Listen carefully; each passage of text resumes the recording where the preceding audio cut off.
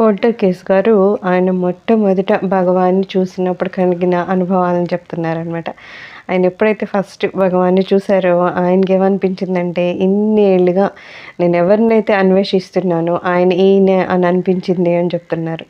అలాగే ఆయనతో పాటు ఉండగా ఏవైతే అనుభూతులు కలిగాయో అప్పుడు కూడా ఆయనకు అనిపించిందనమాట. ఈయన గురించే కదా నేను ఇంతకాలం వెయిట్ చేశాను. ఆ అనుభవాలు కూడా అవి ఖచ్చితంగా దృఢపరిచాయంటారనమాట. ఎందుకంటే మనకి కూడా ఒక అన్వేషణ ఉంటూ ఉంటుంది. ఎప్పటి వరకు సద్గురువులు మన జీవితంలోకి రారో ఏదో మనం అన్వేషిస్తూనే ఉంటాం అనమాట. ఎవరో వస్తారు, ఏదో మన జీవిత లక్ష్యం ఏదో మనల్ని కడతీర్చడానికి ఒకడు మనకి జీవితానికి వస్తారు అనేది అన్వేషణ అయితే ఉంటుంది. అలాగే ఆ సద్గురువుని చూడగానే మన మనసు కూడా మనకి చెప్తూ ఉంటుంది కదా, ఈయనే నేను ఎవరినైతే కోరుకున్నానో ఈ గురువులు నా సన్నిధికి వచ్చారు అనేది. ఎందుకంటే ఎప్పుడు గురు శిష్య సంబంధం అనేది ఆ రోజుకి ఆ రోజు వచ్చేది, ఆ జన్మలో వచ్చేది కాదని చెప్తారు. ఎన్నో జన్మల నుంచి ఆ సంబంధం ఉంటుంది కాబట్టి మన మనసుకి తెలుసు, ఆ ఆత్మ అది అన్వేషిస్తూ ఉంటుంది అనమాట. ఆ గురువుల్ని ఎప్పుడు అన్వేషిస్తూ ఉంటుంది. అందుకని ఎప్పుడైతే మనం గురువుని మొట్టమొదటిసారి చూస్తామో వెంటనే మన ఆత్మ మనకి చెప్తుంది, ఈయనే కదా నేను అన్వేషిస్తుంది అని చెప్పేసి. అలాగా ఆయన ఫస్ట్ టైం ఆయన చూడగానే ఆయనకి అలా అనిపించిందని చెప్తారు. తర్వాత ఏమంటారు, ఆయన ఎదురుగుండా కూర్చుంటే ఏంటో సర్వాన్ని జయించే అంత ప్రేమ ఆయన నుంచి నేను పొందుతున్నానేమో అంటారనమాట. ఆ ప్రేమ అనే వాడిన అది నిజంగా అది సరిపోదేమో అని అంటారనమాట. అంటే భగవాన్ నుంచట అంత ప్రవహించే ప్రేమ వస్తుందంట. గురువులు ఎంత ప్రేమగా చూస్తారు అంటే ఇంకా మన పిల్లల్ని కూడా అంత ప్రేమగా చూడమేమో అనిపిస్తుంది అనమాట. ఎందుకంటే వాళ్ళకి ఇంకా పరిమితులు ఏమీ ఉండవు. వాళ్ళు సర్వత్రా భగవంతుడినే చూస్తారు కదా, శిష్యుల్లో కూడా భగవంతుడినే చూస్తారు.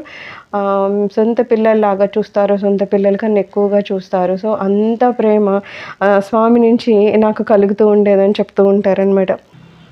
అయితే అంత ప్రేమ ఆ స్వామి నుంచి నాకు వస్తుంది అని చెప్తున్నాను, కానీ ఇది మీరు అర్థం చేసుకోలేరేమో, లేకపోతే అనుభూతి చెందలేరేమో అంటారు. అంటే మనం చెప్పుకున్నట్టు కొన్ని ఉన్నాయంటే కేవలము అనుభవపూర్వకంగా మాత్రమే తెలుసుకోగలుగుతాం, తప్పితే వేరే వాళ్ళు అది అనుభవించి వాళ్ళు చెప్పినంత మాత్రాన అవునేమో అనుకుంటాం.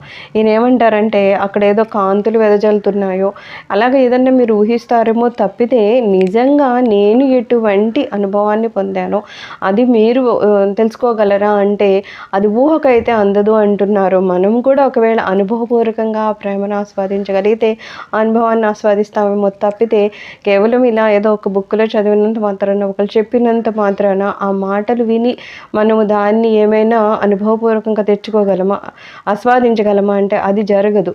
కాబట్టి ఏమంటారంటే కొన్ని ఉన్నాయంటే మనమే ప్రయత్నపూర్వకంగా మన సద్గురు సన్నిధిలో ఉండాలి, ఆయన్ని పూర్తిగా నమ్మాలి, ఆయన పాదాల చెంత సర్వస్వ శరణాగతి అని కోరుకోవాలి. అప్పుడు ఆయన నుంచి వచ్చే ఆ ప్రేమని మనం ఆస్వాదించగలం అనమాట. అప్పుడు ఆ అనుభూతి ఏంటనేది మనకి తెలుస్తుంది అనమాట.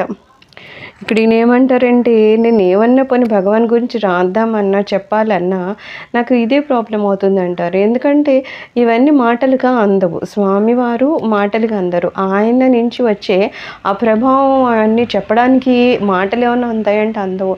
అలాంటప్పుడు నేను ఎలా చెప్పను, నేను ఎలా రాయను? అందుకని నాకు కష్టమైపోతూ ఉండేది ఎవరికన్నా ఏమన్నా చెప్పాలన్నా, ఏదన్నా రాయాలన్నా. ఎందుకంటే ఆ స్వామివారు ఊహలకు కూడా అందరు అని చెప్పేసి అంటున్నారు. అలాగే వర్ణనకు కూడా అతీతులు. వర్ణించేస్తామంటే కొన్ని మనం వర్ణించడానికి ఏమన్నా కాసింత మనకి అందుబాటులో ఉంటాయేమో, కానీ గురువుల గురించి ఆయన నుంచి వచ్చే ఆ ప్రభావం గురించి మనం వర్ణిస్తామా అంటే అవన్నీ వర్ణాతీతాలు. అవి కేవలం అనుభవపూర్వకంగా మనం దాన్ని అనుభవించగలుగుతాము, ఆస్వాదించగలుగుతాం, తప్పితే ఎవరో ఏదో చెప్పినంత మాత్రాన మనం దాన్ని ఆస్వాదించలేము. యాక్చువల్గా ఆధ్యాత్మికంలో ఇదే ప్రాబ్లం వస్తూ ఉంటుంది. ఎందుకంటే ఎవరైతే అనుభవించారో వాళ్ళు మహదానందాన్ని పొందుతూ ఉంటారు, వాళ్ళు ఆనందం పొందుతూ ఉంటారు. కాబట్టి వాళ్ళకి బాహ్యపరమైన సుఖాలు అవసరం లేకపోతూ ఉంటుంది. వాళ్ళు మహా అందమైన బట్టలు వేసుకోవాలి, ఎంత ఏవో బాహ్య ప్రపంచం తిరుగుతూ ఉండాలి, మాట్లాడాలి, ఇలాంటి బాహ్యపరంగా కనిపించే హంగులు అవి వాళ్ళ దగ్గర ఉండవు. కానీ వాళ్ళు అంతరంగంగా మాత్రం చాలా ఆనందాన్ని అనుభవిస్తూ ఉంటారు. వీళ్ళు అంతరంగంగా ఆనందాన్ని అనుభవిస్తున్నారనే విషయం తెలియకపోతే మిగిలిన వాళ్ళు ఏమనుకుంటారు, ఈ ఆధ్యాత్మికంలో ఉన్నవాళ్ళు ఏమిటో ఉదాసీనంగా ఉంటారనుకుంటారు. ఉదాసీనత అనేది వేరు, అంతర్ముఖంగా ఆనందాన్ని అనుభవించడం అనేది వేరు. ఈ ఆనందంలో రమించే వాడికి మాత్రమే ఆ ఆనందంలో ఉన్న సత్యనిత్య ఆనందం ఏంటనేది అర్థమవుతుంది తప్పితే చూసేవాడికి అది తెలియదు. వీళ్ళకి ఎంత ఆనందం దొరుకుతుందంటే ఇంకా వాడికి బాహ్యపరమైన దుస్తులు కానీ, బాహ్యంగా వస్తువులతో కానీ, వ్యక్తులతో కానీ, పరిస్థితులతో కూడా సంబంధం లేకుండా మహదానంద స్థితిలో ఉంటారు. అది డిఫరెన్స్ అనమాట. సో ఆధ్యాత్మికంగా ఉన్న వాడికి పెద్దగా బాహ్య ప్రపంచం అవసరమని అనిపించదు అనమాట. అలాగే బాహ్య ప్రపంచంలో తిరిగే వాడికి ఆ హంగులు కనబడుతూ ఉంటాయి. ఇలాగా బాగా అందమైన బట్టలు వేసుకొని, అందమైన మాటలు మాట్లాడుతూ, అందమైన వ్యక్తులతో తిరుగుతూ ఇలా ఉంటే అది అందంగా ఉంటుందేమో, అది సంతోషమేమో అని వాళ్ళు భ్రమిస్తూ ఉంటారు. కాబట్టి వాళ్ళు ఆధ్యాత్మిక లోకంలోకి రావడానికి వీలవదనమాట. కొన్ని ఎలా ఉంటాయంటే అనుభవంలోకి వచ్చాక మాత్రమే వాటిని ఆస్వాదించడం వీలవుతుంది. అందుకని ఆధ్యాత్మికంలో లోపలికి రానింతసేపు ఎవరినన్నా మనము రమ్మనమన్నా వాళ్ళు రావడానికి ఇష్టపడరు. ఎందుకంటే కేవలం వర్ణించినంత మాత్రాన వాళ్ళకి ఆ ఆనందం అర్థం కాదనమాట.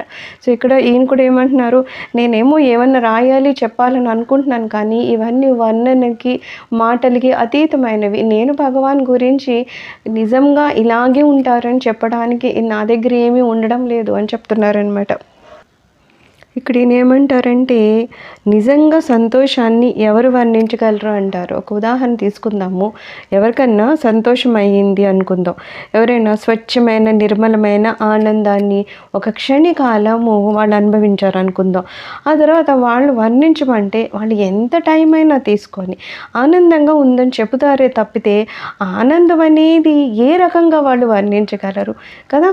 అది ఆ క్షణంలో వాళ్ళు అనుభవించింది వాళ్ళు మళ్ళా గుర్తు చేసుకుంటే మళ్ళా అంతే ఆ మనసు కానీ, శరీరం కానీ, ఆలోచనలు కానీ అన్నీ పులిగిస్తాయి తప్పితే ఎదుటివాడు కూడా అదే రకమైన అనుభూతిని చెందేలాగా ఏదైనా మాటలతో కానీ, చేతలతో కానీ మనం వర్ణించగలమా అంటే అలా ఏమీ చేయలేమంటున్నారు. అందుకని భగవాన్ గురించి ఏదన్నా రాయాలన్న తపనతో రాయడమే తప్పితే నిజంగా స్వామివారు ఇది అని చెప్పేంత మాటలు కానీ, చేతలు కానీ నా దగ్గర లేవు అని చెప్తున్నారనమాట.